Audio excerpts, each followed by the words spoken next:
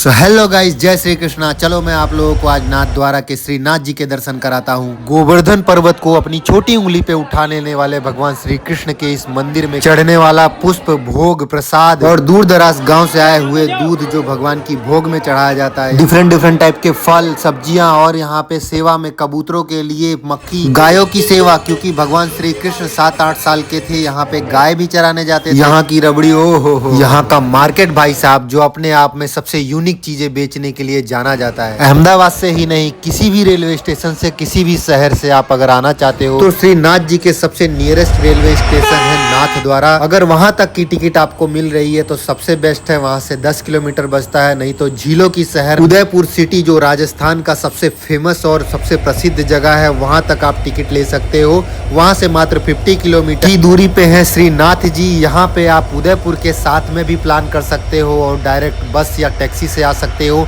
मैं तो आ गया हूँ नाथ द्वारा डायरेक्ट और यहाँ से मैंने पकड़ लिए लोकल बस। और क्या ही बताऊँ, मजा आ गया इन लोकल रहने वाले लोगों को जब मैंने इनको बताया आप यूट्यूब के वीडियो में आओगे। तो आप फंसा पड़ा हूँ।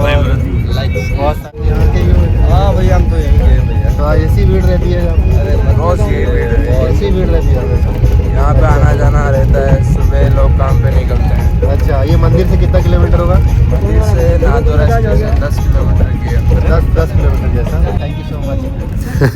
अब क्या ही कहूँ इन सालों को, बस में लोकल बन करके दे दिया सारा जवाब। और जब फ्रेंड बने हम लोग तो बाद में पता चला कि ये लोग भी द्वारका से आए हुए हैं दर्शन करने और सारे के सारे रेलवे की जॉब में है वहाँ। सो गाइज, मैं हूँ अभी नाथ द्वारा में, जो यहाँ से श्रीनाथ जी 1 किलोमीटर मंदिर है। और यहाँ का इतिहास ऐसा कहता है, श्रीनाथ जी की मूर्ति पहले गोवर्धन पर्वत पे प्रकट हुई थी और बाद में इसे औरंगजेब से के हमलों से बचाने के लिए नाथ द्वारा लाया गया था। सो गाइज, मैं तो हो गया हूँ रेडी नहा धो करके दर्शन के लिए। अब आप लोगों को मैं बता दूं कि यहाँ पे बस स्टैंड के पास में ही आप लोगों को नाथ द्वारा के जो बस स्टैंड है उसके सामने ही आप लोगों को रहने की अच्छी जगह मिल जाएगी।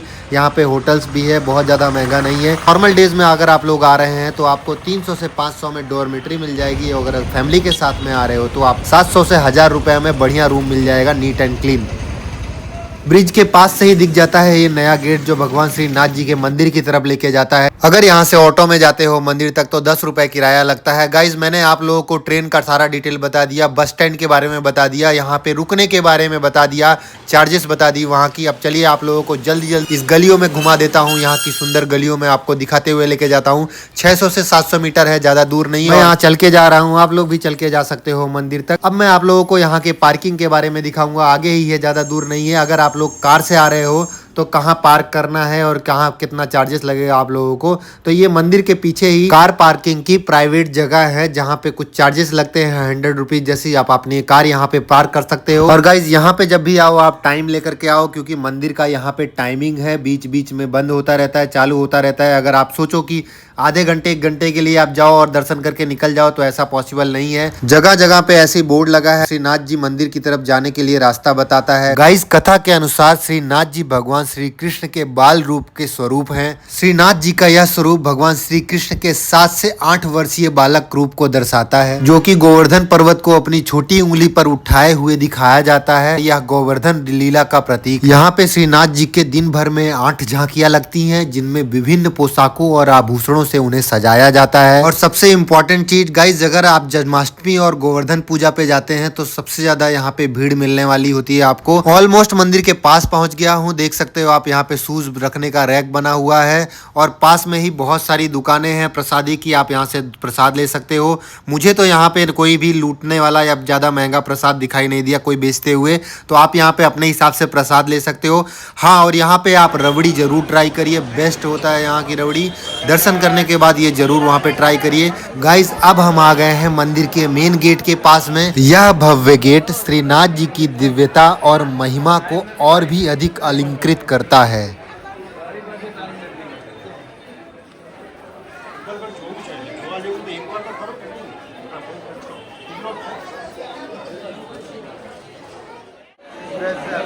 गाइज, ये गेट के अंदर का भाग है, यहाँ पे आप लोग प्रसाद भी खरीद सकते हो। और सबसे ज़रूरी, यहाँ पे आपको मोबाइल अपना जमा करना है, कैमरा जमा करना है। उसके बाद ही आप मंदिर की तरफ जा सकते हो। मंदिर ट्रस्ट की तरफ से यहाँ पे आपको फोन और कैमरा जमा करना निःशुल्क है, फ्री है, और सबसे जरूरी चीज मैंडेटरी है, जमा ही करना पड़ेगा तभी आप मंदिर के परिसर में जा सकते हैं। आप देख सकते हो यहाँ पे बोर्ड लगा हुआ है। यहाँ सिक्योरिटी इसलिए भी बहुत ज्यादा टाइट है क्योंकि भगवान श्री नाथ जी के मस्तक पे, फोरहेड पे एक अद्भुत विशाल हीरा स्थापित है। इसे मुकुटमणि कहा जाता है, जो भगवान श्री नाथ जी के दिव्य आभा को बढ़ाता है। इतिहास के अनुसार यह माना जाता है कि यह हीरा मुगलों या फिर राजपूतों शासकों द्वारा भगवान श्री कृष्ण जी को भेंट दिया गया था। कुछ कहानियां ऐसी बताती हैं कि औरंगजेब शासनकाल में श्रीनाथ जी की मूर्ति के साथ सुरक्षित रूप से नाथ द्वारा लाया गया था। इसका महत्व यह है, भगवान की दिव्य शक्तियों और उनके अनंत तेज का प्रतीक है। भक्तों का मानना है इस हीरे की ओर देखने मात्र से सकारात्मक ऊर्जा का अनुभव होता है। सो गाइस, मेरा तो रिक्वेस्ट है आप लोगों से कि भूल करके भी मोबाइल अंदर ना लेके जाएं, क्योंकि एक बार ले लिया गया मोबाइल तो फिर नहीं मिलेगा। सिक्योरिटी टाइट है और मंदिर के नियमों का पालन करें। सबसे इम्पोर्टेंट, मंदिर की टाइमिंग मैं आप लोगों को बता दूं, मंदिर खुलने और बंद होने का समय। जैसे कि मैंने बताया था, यहाँ पे 8 झांकियां होती हैं। पहला है मंगला, प्रातः उठने के बाद का समय सुबह 5:30 बजे से 6 बजे तक। दूसरा है श्रृंगार, वस्त्र और आभूषण धारण करने का समय, जो सुबह 7:15 बजे से लेकर के 7:45 तक है। तीसरा है ग्वाल, गायों को चराने का प्रतीक, सुबह 9:15 बजे से लेकर के 9:45 तक। चौथा है राजभोग, मध्याह्न भोजन, जो दोपहर 11:30 से लेकर के 12:05 बजे तक होता है। पांचवा है उत्थापन, दोपहर विश्राम के बाद का समय दोपहर 3:30 बजे से लेकर के 4 बजे तक होता है। छठवां है भोग, जो संध्या का समय है, शाम 4:45 से 5:15 तक होता है। सातवां है आरती, रात्रि विश्राम से पहले की पूजा, जो शाम को 6:45 से 7:15 तक होता है। और आठवां है सायन, जो कि भगवान के विश्राम या सोने का समय है। रात 8:15 से लेकर 8:45 भगवान सो जाते हैं। इस टाइमिंग से एक और चीज सीखने को मिलता है, जो है डिसिप्लिन, जो कि हम में से बहुत सारे लोग फॉलो नहीं करते हैं। कभी 1 बजता है, कभी 2 बजता है। चाहे तो हम भी डिसिप्लिन फॉलो कर ही सकते हैं। अब मैं आप लोगों को लेके चल रहा हूँ जहाँ पे भगवान को भेंट चढ़ाने के लिए चीजें मिलती हैं। देख सकते हो आप, इधर पीछे की तरफ मैं दिखाऊंगा तो यहाँ पे सारे फ्रूट्स मिलते हैं, फल आपको चढ़ाने को यहाँ पे खरीद के आप, सब्जियाँ मिलती हैं, फल मिलते हैं, दूध मिलता है, जो भगवान श्री नाथ जी को भेंट में दिया जाता है, चढ़ाया जाता है।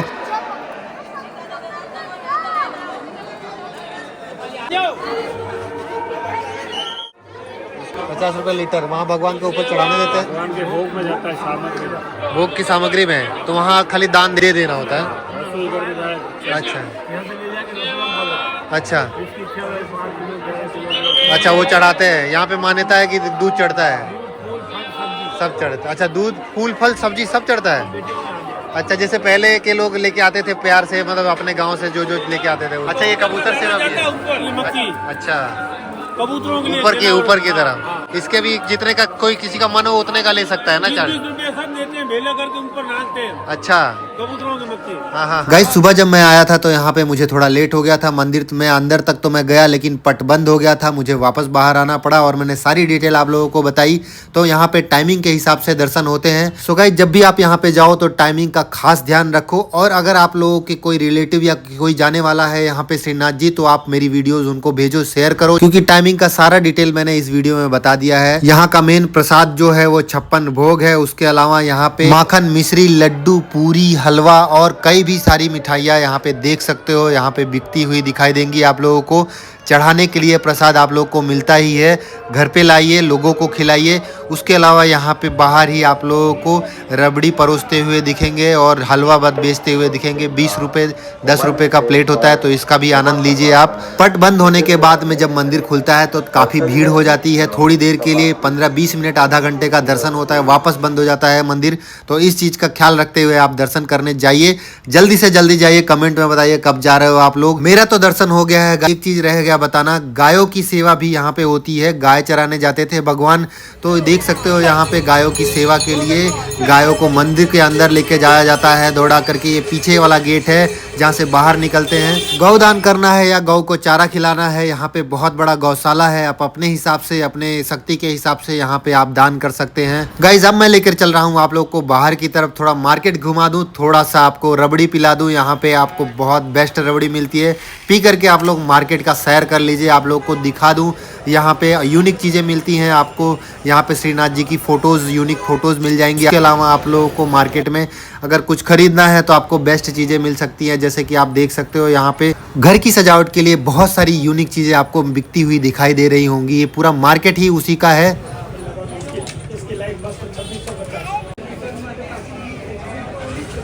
गाइस जब भी आप भी मेरी तरह मार्केट घूम के थक जाओ तो यहाँ पे मस्त पुदीना वाली और कुछ डाल करके चाय बनाते हैं। कुल्हड़ की पियो या फिर छोटे ग्लास में पियो, बेस्ट चाय रहता है।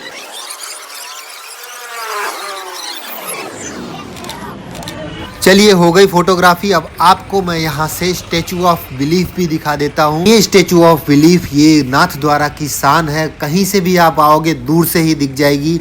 ये भगवान शिव की प्रतिमा बहुत ही ऊंची है, मतलब सबसे ऊंची, भगवान शिव की सबसे ऊंची प्रतिमा है जो 369 फीट मतलब 112 मीटर हाइट पे है। World's tallest statue of lord Shiva है ये। यहाँ से 1 किलोमीटर की दूरी पे है। वो आपको जूम करके मैं दिखा रहा हूँ। ये जो स्टैचू ऑफ बिलीफ भगवान शिव की बड़ी मूर्ति आपको दिखाई दे रही है। यहाँ पे घूमने का भी आपको जा सकते हो। यहाँ कुछ चार्जेस हैं, 200 रुपये और 400 रुपये अगर आप अंदर जाते हो। लिफ्ट लगी हुई है। अगर आप स्टैचू ऑफ यूनिटी आए हुए हो गुजरात के अहमदाबाद बड़ौदा के आसपास में तो लिफ्ट में जाने का एक्सपीरियंस हो गया। लॉर्ड शिवा के इस स्टैचू ऑफ बिलीफ को विश्वास स्वरूपम भी कहा जाता है। गाइज ऑटो बुक कर ली है मैंने, 5-6 जगह है घूमने के लिए। कौन सा है? लालबाग, हाँ उसके बाद लालबाग बाद गौशाला, अच्छा, ग्रेस म्यूजियम, हाँ अच्छा। गणेश टेकरी। शिव मूर्ति में क्या पैसे लगते हैं क्या अंदर? चार्जेस कितना चार्जेस होगा अंदर? 200 रुपये एंट्री का। तो ऊपर लेके जाते होंगे ना लिफ्ट? 400 रुपये। सो गाइस जैसे इन्होंने बताया कि अगर आप अंदर पूरा ऊपर तक हेड तक जाते हैं तो 1500 रुपये चार्जेस है। तो यहाँ का भी आप एक्सपीरियंस ले सकते हो, यहाँ के मज़े ले सकते हो आकर के। उसके अलावा यहाँ पे 4 जगह घूमने का जो नियर बाई मैं आप लोगों को बता दूँ। श्रीनाथ जी से 30 किलोमीटर की दूरी पे एक लिंग जी हैं, वहाँ से आप आ सकते हो। या तो फिर आप उदयपुर से आ सकते हो एक लिंग जी, वहाँ से 20 किलोमीटर ही है। उसके अलावा आप लोग 4 भुजा जा सकते हो, यहाँ श्रीनाथ जी से 45 किलोमीटर है। उदयपुर से आना चाहते हो तो आपको 20 किलोमीटर और ऐड हो जाएगा। कहूँगा गाइज अगर आप उदयपुर आ रहे हो घूमने के लिए तो यहाँ Shrinath ji, statue of belief, एक लिंग जी और वहाँ से आप 4 भुजा मंदिर जा सकते हो। तो इस 4-5 जगह पे आप लोग घूम सकते हो आराम से। गाइज आ गए हैं हम लोग गेट पे। यही वो गेट है जहाँ से आप लोग को एंट्री होती है, टिकट मिलता है आप लोग को, टिकट बारी है ये। और यहाँ से मैं आप लोगों को लेके चल रहा हूँ, थोड़ा सा झलक खाली दिखाऊंगा। एक लिंग जी मैं जा रहा हूँ। और गाइज ऐसे ही जुड़े रहिए मेरी वीडियोस पे, बहुत ज़्यादा प्यार देने के लिए थैंक यू सो मच। और मैं सारी इन्फॉर्मेटिव वीडियोस बनाता हूँ, सारा डिटेल आप लोगों को बताता हूँ, एक एक छोटी छोटी चीज़ बताता हूँ। कुछ चीज़ें रह गई हो तो मुझे आप कमेंट में पूछ लीजिएगा। यही वो एक लिंग जी मंदिर है जहाँ पे मैं आया हूँ। और लास्ट में यही रिक्वेस्ट करूँगा कि अभी तक मेरे चैनल को सब्सक्राइब नहीं किया है तो सब्सक्राइब कर लीजिए। Thank you so much, bye bye, take care.